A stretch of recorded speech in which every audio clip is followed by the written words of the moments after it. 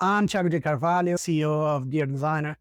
Dear Designer is a subscription-based design company where people that need design work, whether they are developers or agency owners or anyone in need of design work, they come and they get a team to do all their design work for a flat monthly rate. Today, I'm going to talk about how you should try to remove yourself from the business and trying to delegate, automate, and outsource everything that you do in your company. And the talk's called Stop Being a Part-Time CEO.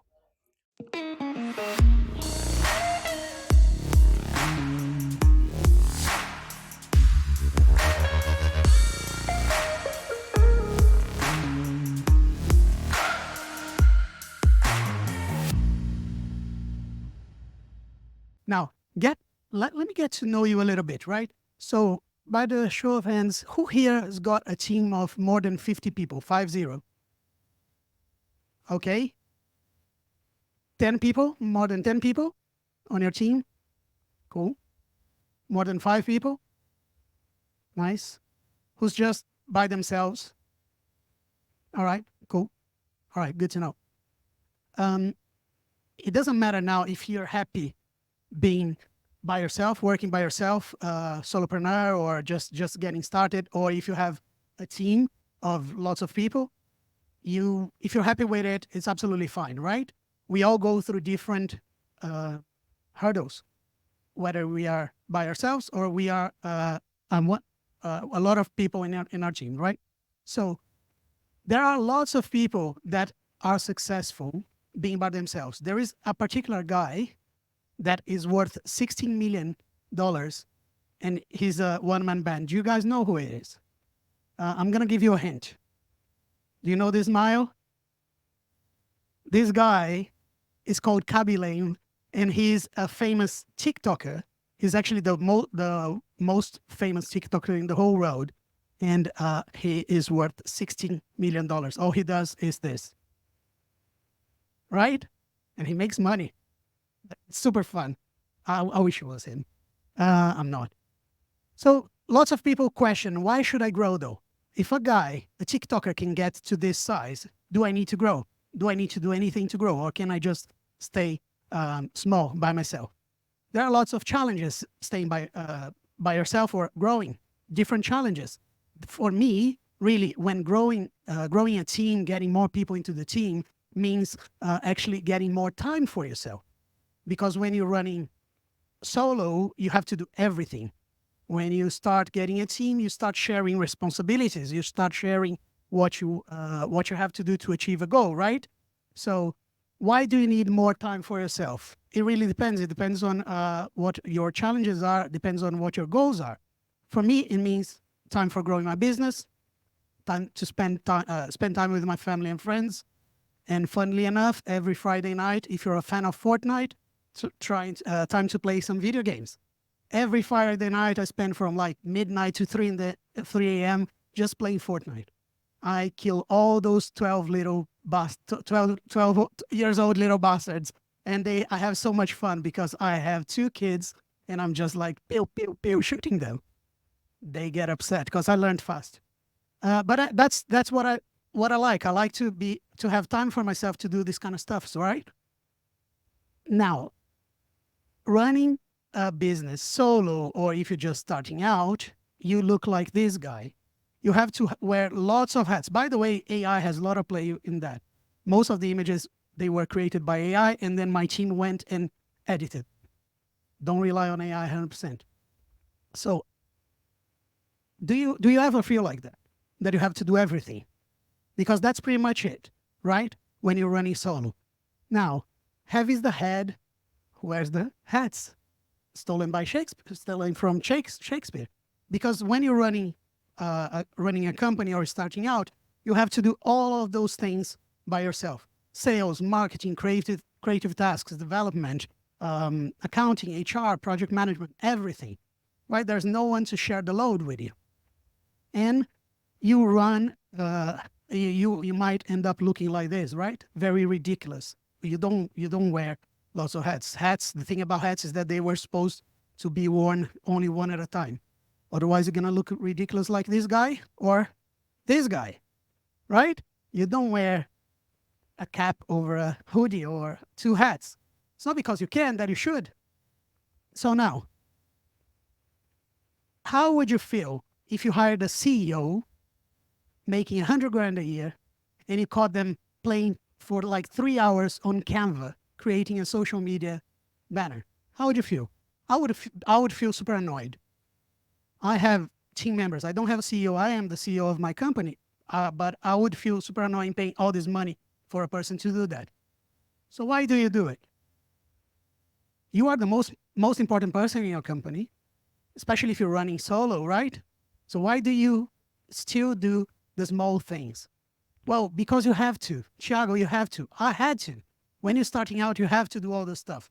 But as you start growing, if you want to grow, because it's fine if you don't want to grow, but as you start growing, you have to do multiple stuff until you're not. And that's the goal here, right? But think of it like a ship. In here, you see a ship, you see the captain, and you see a crew. And the ship is about to go through a storm, right? The job of the captain is to lead the team, is to make sure everyone is doing everything they're supposed to be doing, to give direction, and to make sure that in this case, the ride is not the ride, but the ride is smooth. So you don't go into a storm and you don't have a think if it's going to harm your ship or not, if you're going to go down the water or whatever, right? So the captain of the ship has to look after the whole thing. And the captain of the ship is the CEO of the company. You are the captain. Your company is exactly the same thing. You have to make sure that you are giving the direction where you want to go or where your team has to go. You have to make sure that your team does what they need to, your team do what they need to do. And obviously you have to look out for external factors like COVID, for instance. Who would have thought, right? COVID. Many people broke. Many people stopped doing what they were doing. Many people grew with COVID. So you kind of have to give direction to what's happening, whether it's internal or external circumstances. But one thing you're never going to see is the captain of the ship scrubbing the deck. Why? Because if that happens, the ship is not going to go to the right direction. If the CEO is not doing what they're supposed to be doing, nobody's going to do the job that he's supposed to be doing. Now, there's lots of people that can do the other stuff, but only one person that can do the CEO job, right? Now, why should you listen to me? That's the question, right? Who is this guy? I am just like you. Honestly, right now, I'm running, as Dan said, I'm running Dear Designer, which is an on-demand design service. We help anyone that needs design work done. You pay a monthly fee and it's like renting a design team. Whether you need a business cards or you need a website, the design work is all done by the team and you just have an extension of your design team. Nowadays, it is a 7-figure company. It is, you will see some of the clients there that we have. You might know some of those brands, hundreds of brands, hundreds of clients, thousands of brands that we worked with. You might even recognize some of those faces up there because they are part of the WordPress community. They're client of ours as well. And the thing that I'm most proud about it is nowadays we have over 70 people around the globe running the show. I am just the CEO, and trust me, emphasis on the just, because they are the ones that actually deliver the work. I'm just that to give direction. But it wasn't like that always. Just 6 years ago, I was this guy. Well, that's a little bit younger. I still had hair, right? Yeah, I know it doesn't look like me, but I promise it's me. I got married, I got the business, so you know how it goes. But yes, so I was commuting 3 hours a day to go to a work that I was okay. I was getting well paid. I liked the job, but I was doing a lot of work, a lot of hours, and then I would get home and I started to do Dear Designer from home after work. So I was working like 10, 12, 16 hours a day, and I started from that little corner in my home. So just a little office that I put together, and that's what I did for a very long time. Thing is, it was only by myself. I started to test it out, grew a little bit, left the company, went full time, and suddenly I was working 16 hours a day, hating my life. I was burnt out, my marriage almost disappeared. It was like I was almost got a divorce. It was horrible.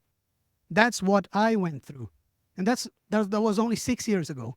So I said, enough. Enough is enough. I don't want to go through that anymore. I need to put my life in perspective. That's when I decided to start doing something about it. I want to stop being a part-time CEO. I have to remove all those hats.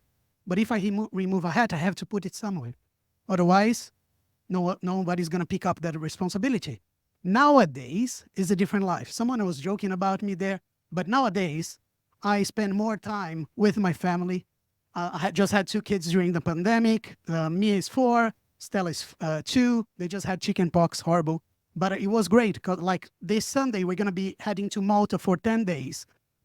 I take no phone. I take no laptop. I have no idea what's going to happen with the company because they are running the show. And that's the goal, right? I don't know if it's the goal for everyone. It's fine if it's not your goal. But for me, I got to a point that I didn't want to work 16 hours a day. I wanted to enjoy life a little bit. And then, hello? And then that's why I'm here. I'm here to share what I did. It might work for you, it might not work for you. But if you want to get to a place where you don't want to wear all the hats, you have to stop being a part-time CEO or a part-time whatever you're doing and focusing on full-time. And for that, I'm gonna give you a framework that I put together for with the things that I was doing. I love acronyms. So there you go. The framework is called ADOPT.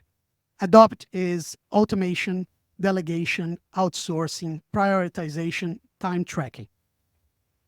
Right? We're going to go through all of them really quickly because we don't have too much time. But I am a weird guy, so I'm going to start from the end. I'm going to start from T, right? Time tracking. What is time tracking? Have you ever felt in your life that you've done so much during the day? You've done so much work, but you get to like 6, 7 p.m. You go like, you're so tired, but you're like, I didn't do anything. I couldn't accomplish anything today. I have no idea what's going on. This is pretty much because when you think of growing, before you think of growing, you have to start knowing where your time is going. Sometimes we do so much and we have no idea what we're doing. We get pulled in so many directions and we don't accomplish what we wanted to, unless you're very, very organized and focused, right? If you have how do you call it again? ADHD, right? My wife's got ADHD. It's such a mess sometimes, but she helps me keep focus.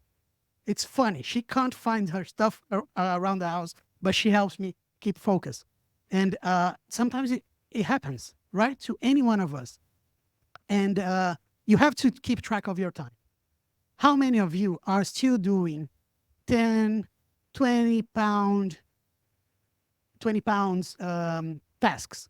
And by that, I mean admin tasks, design tasks, web development tasks, content creation. Are you guys still doing those kind of tasks in your business? Well, not many of you. Oh, great. So I think I can stop the talk here. Like everyone is way ahead of me. Funny enough, embarrassed. Well, I'll put my hands up because I'm talking, but I'm talking to me as well. Every 3 months, I do the same thing that I'm going to share with you. If you want to scale, you got to stop that. You have to forget about those kind of stuff.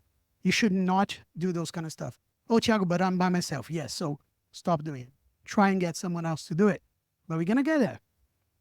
So what does time tracking help you? It helps you, first of all, it reveals how much time you're spending on low impact tasks that we just saw, and then helps you shift towards the high value ones. Because there are things that only the CEO can do. It doesn't matter if you're a one-man band or a one-woman band, you're the CEO. So there are only things that you can do. There is this really good book called Buy Back Your Time. I super recommend it. It's by Dan Martell. It talks a lot about this as well, how to buy back your time so you can focus on the most important things. And from this book, I extracted 2 things. One of them I'm going to share with you that I do every 3 months. I track my time. I'm going to challenge you. So when you go home or whenever you can start doing that, start writing down every 15 minutes increments, every kind of task that you do for your work. Everything, like every little thing, 15 minutes, write it down, write it down. It is a pain. I hate to do it, but it is magic. Do it. Just try once. You see where I'm going with. So you're going to get a sheet like that, and then you're going to put task on your left, and on the right side of the task, you're going to put a dollar sign or a pound sign, whatever floats your boat. You're going to put a pound sign or a dollar sign after that. Either $1 sign, $2 signs, $3 signs, $4 signs, according to the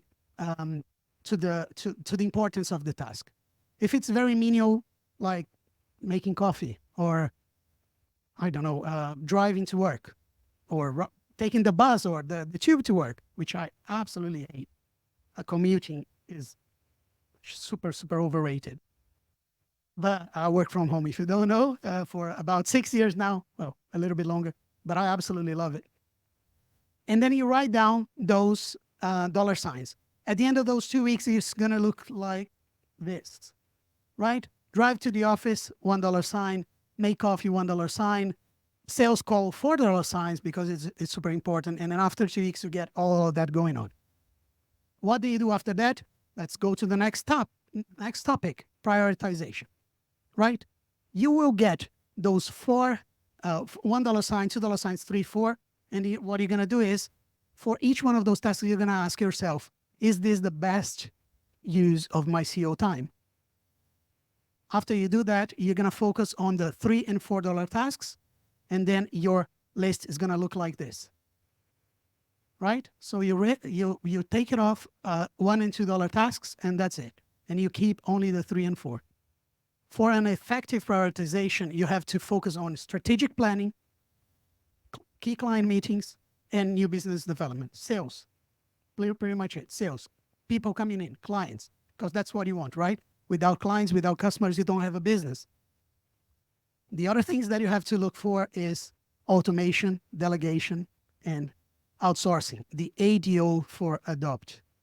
Now, let's move to the third one, which is outsourcing. But before I talk about outsourcing, I want to talk about a few limiting beliefs that we all have when we hear this word, outsourcing. I've been through a lot. Lots of people say the same thing. Oh, I have a fear of outsourcing. I don't want to do it. Why? One of the biggest one is no one does it right.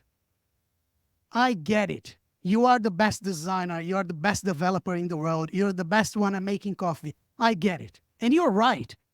You know what? Nobody's going to do it the way you do it. Do you know why? Because no one cares as much as you do. No one. You are the owner. It's your business. They are your clients. And it's your money. So nobody's going to do the same way that you do. You're never going to find someone that does the 100% that you want. Maybe you will for some things. But it's super hard, especially if you're a control freak like me.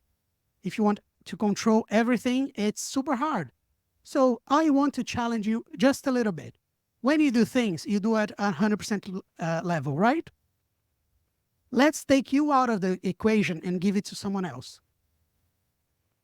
Do not aim for 100%. Aim for 70%, 80%, right? Why, Thiago?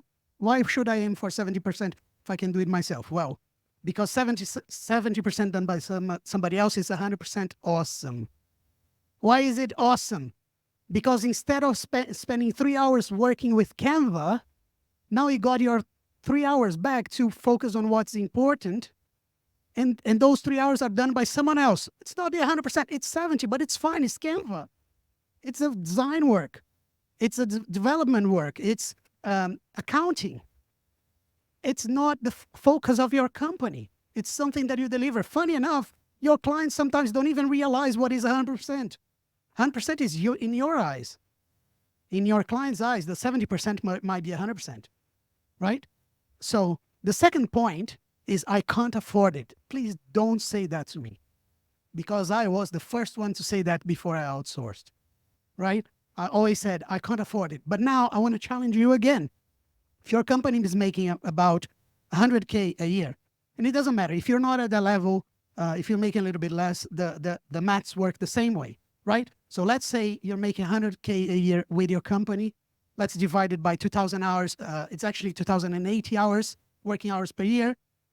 Then you get a $50 per hour, which is how much your hour is worth, right, in your company. Let's divide that by 4. Then you get a 12.5 pounds an hour. Thiago, why did you divide that by 4? Because I want you to get 4 times your ROI when you're getting someone else to do the task, to do that work for you. If you're not doing it, someone else is doing it for 12 pounds an hour, you're getting 4 times the ROI. Don't say you cannot outsource it. It's very cheap. And I'm going to get you some perspective. At Dear Designer, we have a plan that is like, I think it's $5.99 a month plus VAT. It comes down to, I know that if you use the bare minimum of Dear Designer, you get design tasks at 15 pounds an hour. If you don't use it much, 15 pounds an hour. That is very low for someone else to do the work, and then you have all your time back. And I'm talking about 2,000 hours a year, right? So it's very cheap. You can outsource different kinds of stuff. So let's go back to outsourcing. Why would you outsource? Apart from all the reasons that I already told you about, you need to get access to a wider pool of resources and skills. Maybe you're not very good at lots of things. I am a great designer, have no idea how to do accounting. You might be a great developer and your design skills might not be that good. In fact, most of our clients are like that. They come to us and say, oh, I'm a developer, but I can't design. Can you do the design for us? And you also improve your efficiency, productivity, and time management because you remove the bottleneck that lots of times it's you from the equation, right? So what should you outsource? Those $1 and $2 tasks that you had on your time tracking. Those you kind of list them, everything that needs a specialized skill. So whether it's web and graphic design, development, content writing, video editing, social media management, all this kind of stuff, you should be out. And plus, okay, there's lots of other stuff that you could be outsourcing. Lots of other stuff. Get people that know what they're doing. Sometimes they're even better than you at those stuff, and outsource it to them. Sometimes it's gonna be cheaper than your hour. So don't do it. Stop being the part-time CEO. Stop being a part-time designer. Stop being a part-time developer. Focus on being a full-time CEO of your company. Delegation is the 4th point.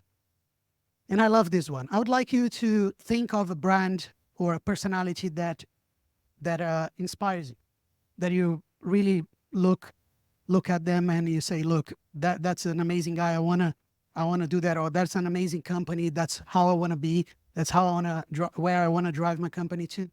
Think of that. I have recently started watching a TV show called The Bear. I don't know if you guys know this show. It's on Disney Plus. It's about a chef, a kitchen chef. He used to work for I think the most prestigious restaurant in the world. And then his brother died. He had a little restaurant. He went down to help, and the restaurant is a mess. And the whole TV show started. I had to start this TV show 3 times because I got super overwhelmed. It's meh. And it's just like when I started my company. And I couldn't bear spending 10 minutes watching it. So there you go. Let's try and run now because I have 5 minutes. This guy, he didn't get there by himself. He had all those people and all those responsibilities to push him there. So he's only the most famous chef in the world because people were pushing him there. Without those people, he would never get there. So you need people. You need people to help you get where you want to be. What are kinds of tasks that you have you should delegate? Anything that sucks your energy, I would start there. Even if you like it, or if you don't like it, sucks your energy, you start there.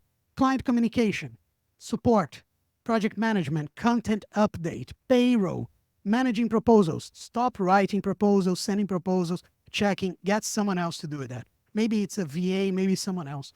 Focus on giving that to someone else. Hire your weakness. So if there is anything that you don't know how to do, get someone else to do it, as well as recognize the expertise in others. Make sure that you're hiring A-level players, people that will be better than you, they're smarter than you. Not everything worth doing is worth you doing. If there's anything you take from this talk, take this. You shouldn't be doing everything. And the final thing is automation. This is pretty much self-explanatory. I believe that most of you are doing some kind of automation at some point. So think of the repetitive tasks. Identify the repetitive tasks that can be done by software and do it. Anything like email marketing, content scheduling, social media scheduling, backups. If you work with WordPress, obviously you do. So backups, analytics, all this kind of stuff should be set and forget. You press play in a software and then you just get the reports. And there's still lots of people doing this kind of stuff, right? So you should not be focusing on this kind of stuff. One thing I am anal about is documentation. If you're not doing this right now, start doing it. Whenever you do something that is repetitive, shoot a Loom video or create a Tango, or there's lots of apps that do that. Explain the task as you do it. And then whenever you need someone else to do it, just send a link. That's it. You don't have to waste time explaining things. So documentation is key. It's key, right? And the other thing that I do for automation is using tools for leverage. As I told you about, each one of those elements, there is a tool. We're using some of that. There are hundreds of other tools you will be able to find on the internet, especially with ChatGPT, AI. Nowadays, you look, what is a tool that can help me do analytics monitoring?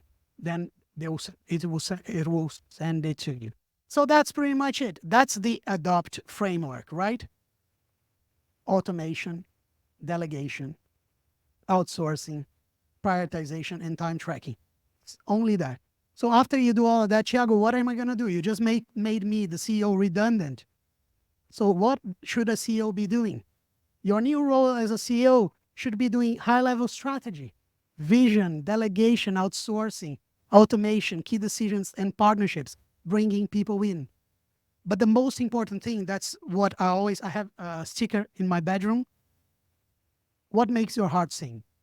It is super cheesy, but that should be what you should be doing. Sometimes it's design work. If I'm a great designer, I want to keep doing design work, absolutely fine. Put your raises up to the roof. Make sure people are paying for it. And everything else, you're going to outsource, automate, delegate, and make sure you're only doing what is important for your business and what makes your heart sing. That's pretty much it. I have a few freebies for you. A timesheet audit like the one I showed you. I have a project planning and control worksheet. I've got a budget planner. It says 2024, but you can use it for 2025 as well. Goal tracking worksheet and a monthly report template that you can use. You can, if you just check that QR code, you can download all of that. There's no paywall, there's no email. You just click on it, you download it, and that's pretty much it. Thank you very much. I hope you enjoyed it. And if you have questions, please let me know.